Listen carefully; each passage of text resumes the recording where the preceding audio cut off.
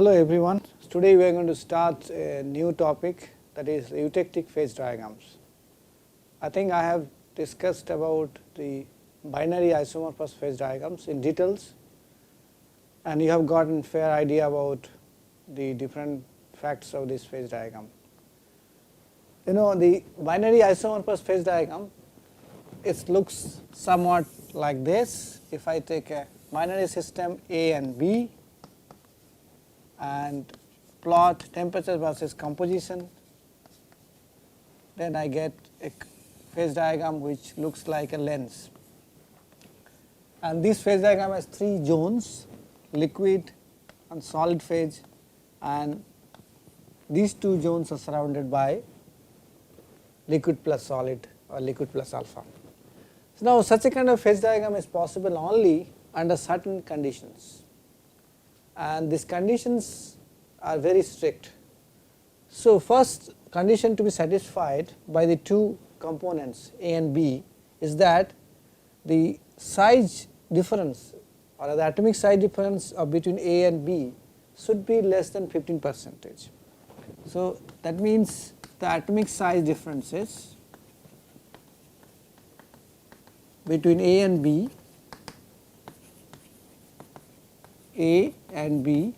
should be less than 15%. This is the first condition to be satisfied by the two components A and B for such a kind of phase diagram. Second condition to be satisfied is that they must have similar crystal structures, like A and P should have cubic crystal structure with themselves or hexagonal crystal structures. Similar means A can have FCC, B can be BCC, or A and B both can be FCC, or A and B both can be BCC, or A and B both can be hexagonal, or any other crystal structure by the way. Like germanium and silicon both have a diamond cubic structure. Okay, then bismuth and antimony both have, one is a rhomboidal, other one is a hexagonal crystal structure. So they all form binary isomorphous phase diagram. So similar crystal structure is the second condition to be satisfied. Similar crystal structure. Third thing to be satisfied is that the electronegativity difference between A and B should be very small. Why? Because if the electronegativity difference between these two components are very high, then there will be compound formation. Like suppose sodium and chloride, if you consider sodium one component and chlorine another component, then what will happen? They have huge difference of electronegativity, so it will form sodium chloride structure. So that means electronegativity difference between the two components must be very small, as small as possible, to form isomorphous system. This is the third condition to be electronegativity differences very small. The fourth condition to be satisfied is that the valency of these two elements or these two components should not be widely different. Like suppose consider element between, I will tell, copper and nickel. The valency difference between these two elements are very small. So therefore valencies will be similar or almost same.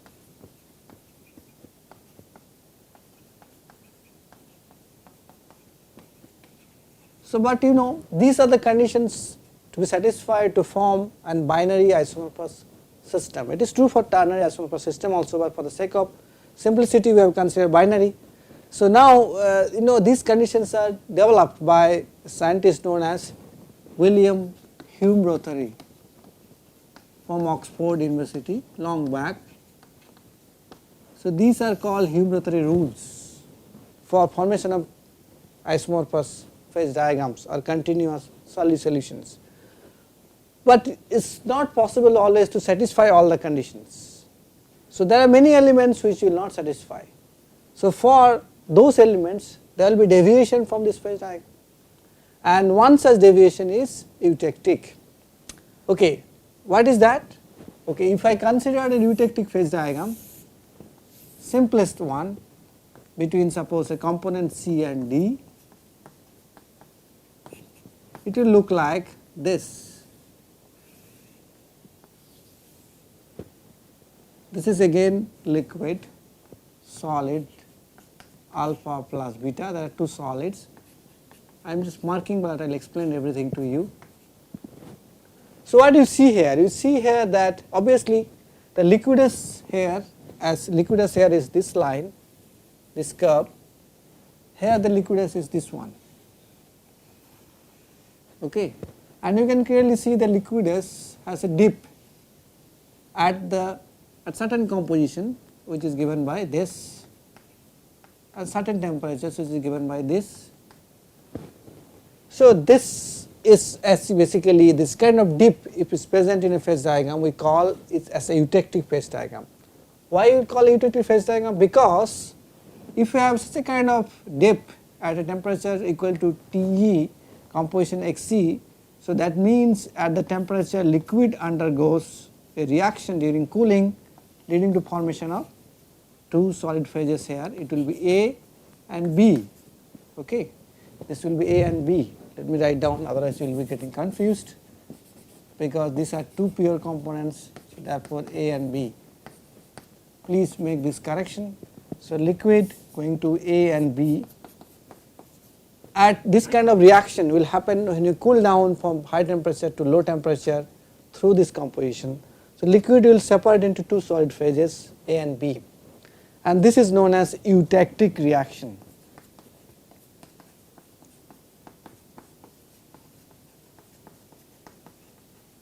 This is known as eutectic reaction.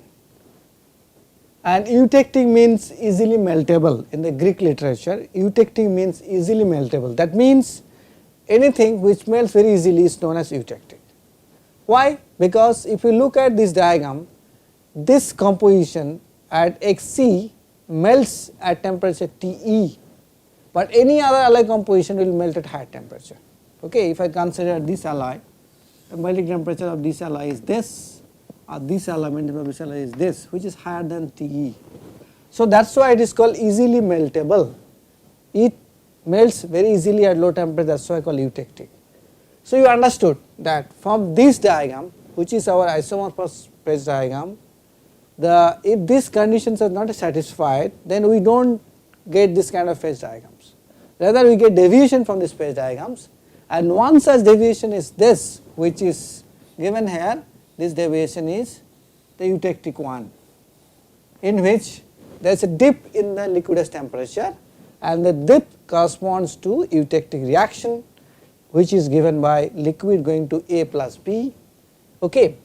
So I hope this is clear, and this is type of phase diagrams are known as eutectic phase diagrams in the literature, because eutectic means low, easily meltable, that is why it is known as eutectic phase diagram. So now the most general eutectic phase diagram will be like this. We will discuss each of these separately, you do not need to worry about it. The most general one will be like this, and it will have again a dip in the liquidus temperature. This is the liquidus, there is a dip. The difference between these and these is that there are two phase fields. So okay, this is not A, B, these are like, these are E and F, X, F. Okay, the difference between these and these are there. There are two phase fields at the ends, end corner at the E reach and F reach part, given by alpha and beta. This is obviously liquid. So therefore this will be given by liquid plus alpha, and this will be given by beta plus liquid. Okay, and then we have a phase field between beta and alpha, alpha plus beta. So here again the eutectic reaction is given by, this is Te, remember this is Xc, eutectic reaction is given by liquid going to alpha plus beta. While cooling, while heating, this will melt like this, but we are not interested while heating, we are only interested while cooling. So this diagram will degenerate into this, and from there we can get into this. That is what actually the most common phase diagram is, binary phase, eutectic phase diagram in the literature you will find. Okay, so I just explain in detail manner. Here you have 1, 2, 3, two phase fields, liquid plus alpha, beta plus alpha, liquid, alpha plus beta, and 1, 2, 3 single phase fields, liquid, alpha and beta. Here we have 1, 2 single phase fields and 1 two phase field. So, as compared to this we have 3 single phase fields here and 3 two phase fields here. On the other hand, here you have 3 two phase field and 1 single phase field. Okay. But anyway, from there to here the most important increase is the number of two phase fields. Alpha plus liquid, beta plus liquid, alpha plus beta is 3, here it is only 1. So, that is the major difference from binary isomorphous to the binary eutectic systems. Second important difference is that in this system we have a reaction, whereas there is no such reaction happening here. Here liquid slowly becomes solid alpha, but here in this case liquid undergoes a reaction and produces 2 alphas simultaneously. Please remember this word, simultaneously. Liquid transform into 2 solids simultaneously, and these 2 solids coming together leads to different kind of microstructures or different kind of microstructural features that we are going to see today itself. So, my basic point I want to trace upon is that because of this reaction we have a large number of different kinds of microstructure development, whereas here we do not have that many. So, that means it gives you many opportunities to control the microstructure by this reaction, which we do not get in the isomorphous system. So, let me just get into the different kinds of phase diagrams and tell you how it is possible. Okay, so this is the diagram I just discussed right now. Okay, this is the diagram I just discussed right now. You can see here this is the simplest possible diagram in which A and B are the 2 components, it can be anything, and this white region is the fully liquid region, and then you have a liquidus, these 2 are the liquidus, one coming down for melting temperature of pure A, other one coming down for melting temperature of pure B, and they meet at a temperature at a concentration E. They meet at a concentration E and temperature TE, that is why the eutectic temperature and the eutectic composition, and therefore this yellow color phase field is liquid plus A or melt plus A. On the right side green color phase field is liquid plus B, and you have at the bottom above below the eutectic temperature you have crystals of A and B, or rather A plus B. This is the common phase diagram between sodium chloride and water, and it has very interesting implication. If you look at this diagram, eutectic temperature for sodium chloride and water, this is pure water, this is pure sodium chloride, right side is pure sodium chloride, and you can see as you keep on adding sodium chloride at about 23.3% of sodium chloride concentration you have a dip in the liquidus, and this dip corresponds to eutectic temperature, which is given by minus 21.1 degrees Celsius. This is the reason in the northern hemisphere when there is a snowfall, in order to melt the snow people add sodium chloride. Why? Because snow normally melts or ice normally melts at 0 degrees Celsius or above, but if you add sodium chloride into it, the melting temperature goes down to minus 21 degrees Celsius temperature. So, that means you can easily melt down the ice or snow by adding sodium chloride, and you can understand these things by using the eutectic phase diagram. This is the beauty of eutectic phase diagram. At a concentration of sodium chloride of 23.3 weight percentage at about minus 21 degrees Celsius temperature, it forms an eutectic reaction in which salt water while cooling transform into mix of ice and salt crystals. So, that means if I heat it up beyond 21 degrees Celsius temperature, a mixed ice and sodium salt crystals, they will become water. So, that is what you want. We normally want to melt the ice in the northern hemisphere when there is a huge snowfall. So, we sprinkle, that is why sodium chloride or common salt into the water. Now, the most common phase diagrams of the second one, which I discussed in the board, in which there are 2 end phase fields, one is alpha, other is beta, is the lead tin solder. Lead tin is a very classic example of eutectic system. Why? Because lead tin alloys are used to make solders in any kinds of device you want to make, whether it is a computer, it is a mobile phone, or it is anything. The soldering element is lead tin alloy, okay. And if you look at this phase diagram, lead tin alloy at about containing 61.98% of tin, it melts at 183 degrees Celsius temperature. This is the melting temperature. Okay. So that means it melts at a much lower temperature. We can easily join or solder two pieces of coil or cable in an electronic device. That is why this is widely used as a solder material in the electronic device, and it is very important. So now this is a classic Eutectic phase diagram of second type I showed you, where we have two ends, one is lead rechained, other one is tin rechained. You have a lead solution known as alpha or Pb within first bracket, and on the right side you have beta tin solution within bracket first bracket beta tin or beta, whatever you define.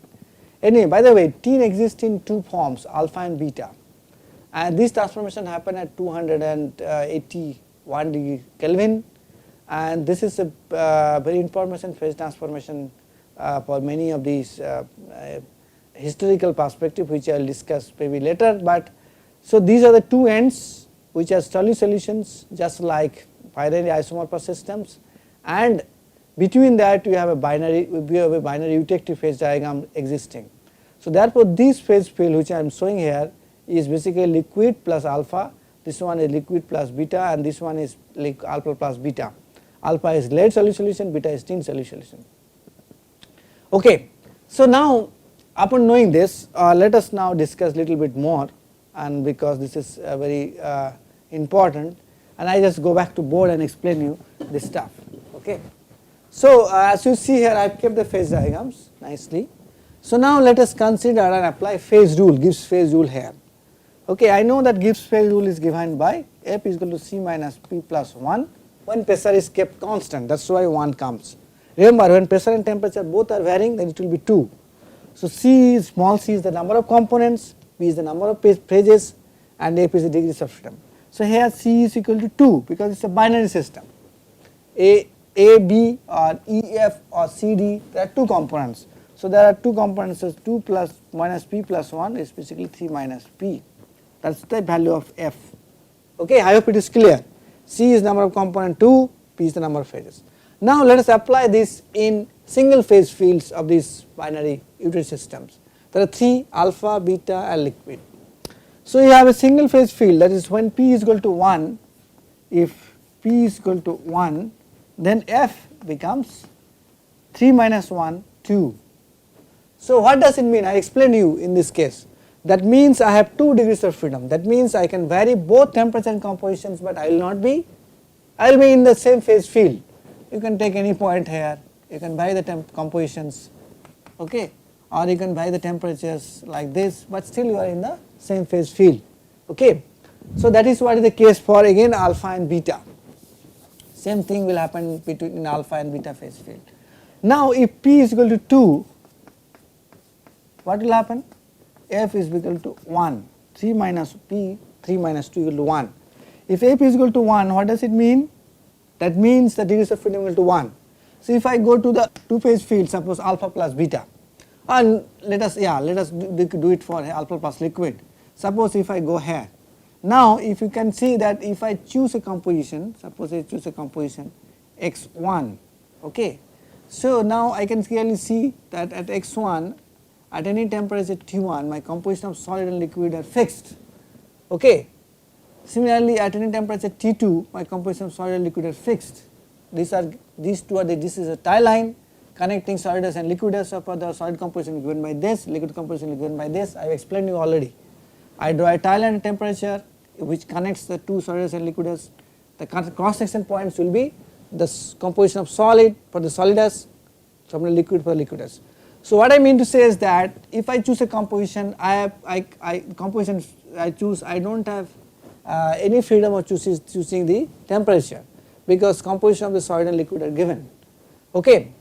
Or if I choose a temperature, suppose this one T2, composition of solid and liquid are fixed. So either way I have only one freedom. I can either choose a composition or choose a temperature. I cannot choose both of them together. If I choose, then I will be getting out of the two phase field. Now the classic thing will come, and this is same thing for alpha plus beta. I choose the compositions, this, or I choose a temperature. You can see here the compositions are given by these two lines, okay. and if I choose a composition also, the temperatures are given, temperature will be fixed. But classic thing will come if I consider PSR to be P to be 3. If P to be 3 means F is equal to 0, P means number of phases. The number of phases are 2, that means you have basically 3 phases present and degrees of freedom will be 0. What is that correspond to? That correspond to this point. At this point I am marking by arrow. At this point all the 3 phases alpha, beta and liquid are coexisting, and that is why P equal to 3. So that means at this point I have no degrees of freedom. If I simply change my temperature a little above and below, I will be out of this point, or if I change the composition a little bit this way that way, I will be out of this point. Okay. So question is this, that this point is having degrees of freedom equal to 0 and known as invariant point. I cannot vary anything here, invariant point. Okay. So that is the definition of an invariant point. At the invariant point you have no degrees of freedom, you have only 0 degrees of freedom. Remember, in any reactions which involve 3 phases, whether it is a liquid going to alpha, beta or any other phases, you have no degrees of freedom present, you have only 0 degrees of freedom present.